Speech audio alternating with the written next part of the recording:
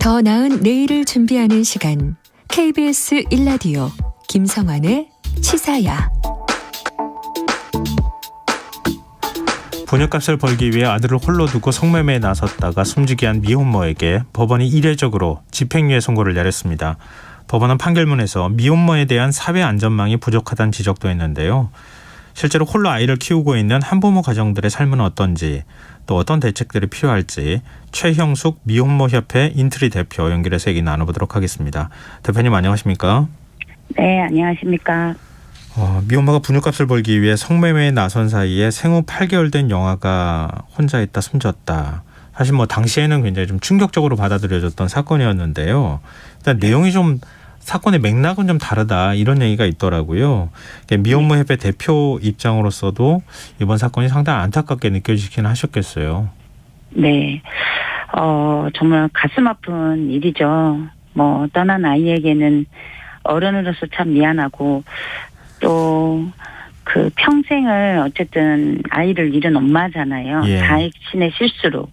그래서 그런 죄책감에 평생을 가야 하는 아이 엄마도 참 안타까운 일이죠. 그럼에도 이런 법원의 판결 등은 그나마 그래도 사회의 책임이 있다라는 그런 내용들이 있어서 예. 그나마 조금은 위로가 되는 저희 입장에서는 당사자 운동을 하고 있는 입장에서는 그런 부분도 없지 않아 있습니다. 이번 사건 피고인의 경우에 임신했을 때 가족들이 낙태를 종용하면서 또 이것 때문에 갈등을 빚기도 했고 그 이후로 홀로 아이를 키웠다고 하더라고요. 근데 실제로 이렇게 주변에 기댈 곳 없는 미혼모들이 많지 않습니까? 많죠. 아직도 결혼하지 않고 아이를 임신한 여성에 대한 사회적 차별은 현장에서는 정말 너무 무서울 정도입니다. 세상이 많이 변했다고 하더라도 전혀 본인들은 당사자들은 굉장히 무서운데요. 저희 단체도 저희는 당사자 조직이기 때문에 네.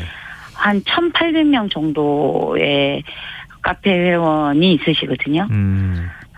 그런데 나이가 어리면 더 어렵죠. 나이가 어리면 네. 임신과 출산이라는 그 안에서 어리기 때문에 더 받는 차별은 더 심합니다. 그래서 약간의 이런 사회적 공동체 같은 느낌이에요. 네네. 이런 당사자 단체나 아니면 지원을 받기 위해서 찾아가는 센터 이런 곳들은 한부모나 미혼모 분들이 아이를 홀로 양육하는 분들이 찾아가는 것은 비빌 언덕 정도이지 않을까 하는 생각이 듭니다.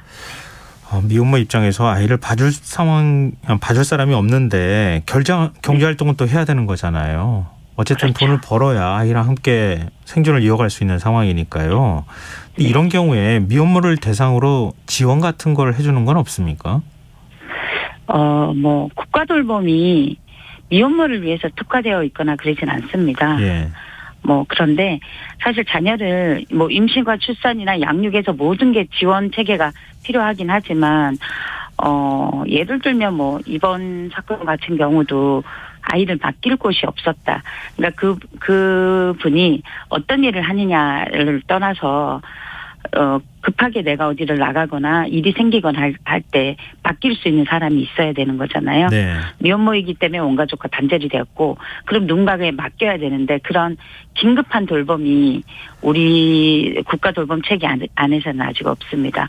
예를 들면 미혼모분이 출근을 해야 하는데 아이가 법정 전염병에 걸렸어요. 그러면 일주일을 어린이집을 못 가거든요. 예. 그러면 출근을 해야 하기 때문에 긴급 돌봄이 필요한데 당일날 아니면 하루 전날 매칭은 되지 않는 거죠. 그래서 이직률이 굉장히 높아요. 그리고 네. 아이들 엄마가 아플 경우 입원을 해야 되는데 아이를 맡길 수 없는 경우 이런 경우들도 많습니다. 아이 돌봄 때문에 사실은 그 미혼모들이 경제 활동을 하기가 쉽지가 않은 상황이잖아요. 네. 경제 상황이 대체적으로 조금 어려울 것 같은데 실제로는 어떻습니까? 네, 많이 어려우시죠. 거의 대부분이 경제활동을 못 하시는 분들이 많습니다. 그리고 경제활동을 한다 하더라도 안정적인 일자리는 찾기 힘들죠. 정규직이나 아니면 고정적으로 일하는 일도 어려운 상황이고요. 아까 말씀드린 것처럼 이중률이 굉장히 높고 파트타임이나 아르바이트 그런 걸 많이 하시죠, 보통은. 근데 지금 이제 그 미혼모 협회 대표를 맡고 계시잖아요. 근데 네. 대표님도 같은 아픔을 겪으셨다고 들었거든요. 아, 네. 저도 30대에 아이를 혼자 출산했고요. 예. 저도 똑같이 낙태를 주위에서 종용을 했고, 그래서 너가 키우는 것보다는 좋은 가정을 찾아주는 게 낫다라는 주위의 사람들의 말에 의해서 저는 아이를 입양기관에 보냈다가 다시 찾아오고, 그런 과정이 있었고, 그렇지만 저는 그래도 나이도 있고 전문직 여성이었기 때문에 아이 하나 키우는 건 어렵지 않을 거라고 생각을 했어요. 네. 그런데 미혼모라는 사실이 알려지면서 제가 가게 미용실을 하던 샵이 소문이 나면서 손님이 끊기고 6개월 만에 폐업을 하게 되었죠. 그만큼 우리 사회가 미혼모에 대한 시선이 그런 편견이 너무 심한 거죠. 그래서 제가 아직 이런 경험을 하지 않았으면 좋겠다라는 이유로 미혼모 단체 대표를 하고 있는 것 같습니다. 근데 지금 대표님이 이제 아이를 홀로 키우실 때하고 좀 그 세월이 조금 지났을 거 아닙니까? 그렇죠. 지금? 네. 근데도 변함이 없습니까? 예를 들면은 미혼모들이 아이를 도저히 돌볼 수가 없어서 입양을 하는 경우라든가 아니면 사회적 차별이 계속 좀 있는 것 때문에 힘들어한다거나 이런 건 여전합니까? 네, 여전합니다. 왜냐하면 보통은 결혼하지 않고 임신을 먼저 했다라고 하면 그래서 나는 낳을 거고 나는 키울 거다라고 하면 아이를 왜 불행하게 만드냐라고 하죠. 아빠가 없이 자랄 아이는 불행할 것이라는 기본적인 사회의 통념이 있는 것 같아요. 그리고 미혼모는 뭔가 문제가 있는 여성이고 뭔가 부도덕하거나 누구에게 버림받은 여성이다 이런 인식들이 있어요.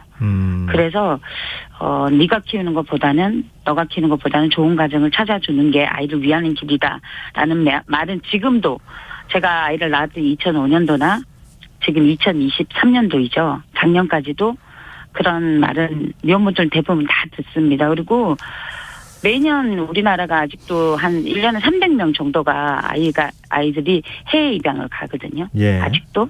그런데 그 해외 입양 가는 아이들의 90% 이상이 미혼모의 자녀입니다. 그리고 2019년에는 해외 입양 간 아이의 100%가 미혼모의 자녀였어요. 그러면 아직도 우리 사회는 미혼모에 대한 인식이 그만큼 안 좋다는 거죠. 이게 굉장히 다시 한번 우리 사회가 반성해야 될 문제이지 않을까 싶어요.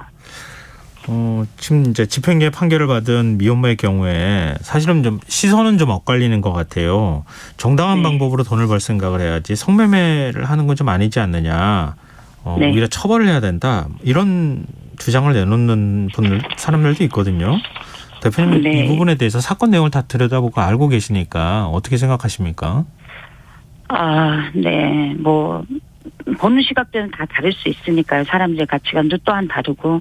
근데 저는 저의 개인적인 생각도 성매매가 정당화할 수 있다고는 보지 않습니다. 근데 저는 제가 35세 아이를 임신하고 양육을 하면서 늘 아침에 눈을 뜨면 생각했던 것이 내가 이 아이는 성인이 될 때까지는 어떤 일이 있어도 무엇을 해서라도 책임을 다해 아이를 키워야 된다 이런 마음의 압박감이 있었거든요. 아마 그분도 그러지 않았을까 하는 생각이 들어요. 무엇을 해서라도 아이는 먹이고 입히고 양육을 해야 하니까요. 그 엄마도 정당한 일을 찾아보지 않았을까 하는 생각도 들고요. 그리고 아이 엄마에 대해서는 사실 쉽사리 이렇게 정당한 일을 하지 않았다고 비난만 할 수는 없다고 저는 생각을 해요. 그분의 상황이 정말 절박했을 수도 있으니까 우리가 함부로 어떤 재단을 하지 말았으면 좋겠다 이런 생각을 하고 있습니다. 그러니까 왜 그런 선택을 할 수밖에 없었는지 또 그 선택까지 내몰릴 수밖에 없었던 사정이나 환경 또 사회적 네. 책임에 대해서 이제 고민할 수밖에 없는 상황 아니겠습니까? 네. 근데 지금 이제 정부 지원 문제 앞서 잠깐 언급은 하시긴 하셨는데 양육비 지원이 전혀 없습니까? 일부 있기는 한 거죠? 지원, 네, 양육비 지원 있죠. 뭐 국가에서 아동 양육비 지원도 있고 아동 수당도 있고 또 이분 같은 경우도 기초생활수급비도 받으신 걸로 제가 기사에서 봤습니다. 근데 네.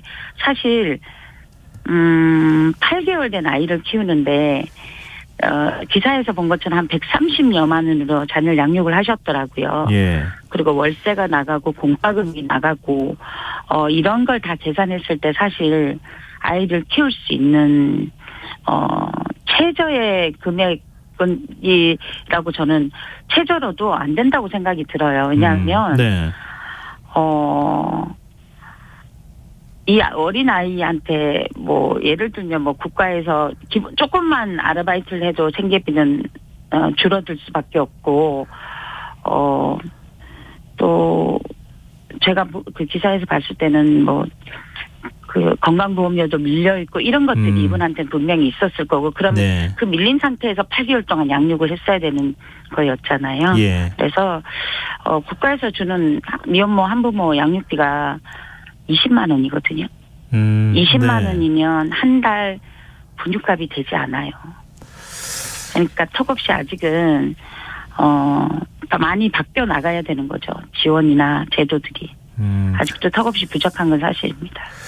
청취자 주혜연님께서요. 한부모 가정에 더 많은 지원이 필요합니다. 이렇게 의견 주셨고요. 오은성님께서도 조용하면서도 실질적인 지원이 필요합니다. 무엇보다도 양육비를 벌고 경제활동을 할 수 있도록 긴급 돌봄 제도는 정비되어야 하지 않을까요? 이렇게 의견을 주시기도 하셨거든요. 네네. 그러니까 미혼모가 아이를 양육할 수 있는 어떤 환경을 만들어주는 게 일단 제일 중요하지 않겠습니까? 네, 그렇죠. 지금 제도를 보완할 수 있는 좀 미혼모한테 실질적인 도움이 될 수 있는 어떤 제도적 지원이나 이런 것들은 어떤 게 있을까요? 일단은 뭐 어떠한 상황에서든 임신을 해서 본인이 아이를 낙태하지 않고 이제 출산을 하겠다라고 하면 지지가 필요하겠죠. 네. 너의 선택에 대한 지지. 거기서부터 이제 이 사람이 어떻게 양육할 수 있는 힘이 생기냐가 시작이 되니까 지금도 가족은 등 돌리고 나몰라라 했던 것처럼 그래서 임신했을 경우에는 지지가 많이 필요한 것 같고요. 뭐 건강하게 출산할 수 있는 사회적인 제도가 필요하죠. 네. 임신과 출산 안에서 그러려면 뭐 지금 있는 국가의 건강 국민행복 카드라든가 임산부들에게 주는 그런 혜택들이 굉장히 중요하고요. 그리고 이제 출산하고 나면 양육을 할 때에는 가장 중요한 게 편견과 차별에 대한 인식 개선이 가장 중요한 것 같습니다. 네. 그리고 아이와 이제 아이를 키우면서 성인까지 키워야 하니까 안정적인 주거. 요즘 공공임대나 공공주택들이 확산되기는 하고 있지만 네. 아직도 뭐 등급을 매기는 것처럼 어느 집단은 되고 어느 집단은 안 되고 이런 게 있어요. 점수를 매겨서 들어갈 수 있거든요. 예. 그런 안정적인 주거 지원. 그리고 무조건 저의 생각은 임신과 출산을 하시는 미혼모 분들에게는 나이와 상관없이 36개월 동안은 적극적인 지원이 필요하다는 생각을 하고 있습니다. 네, 알겠습니다. 우리 사회가 좀 더 많은 관심 그리고 사회적 인식도 좀 바꿔야 할 필요가 있을 것 같고요. 제도적인 문제에 있어서도 좀 섬세하게 더 추가로 지원할 부분들을 좀 다듬어야 될 필요가 있겠다. 말씀 듣다 보니까 그런 생각이 드네요. 오늘 말씀 고맙습니다. 네, 감사합니다. 네, 지금까지 최영숙 미혼모 협회 인트리 대표였습니다.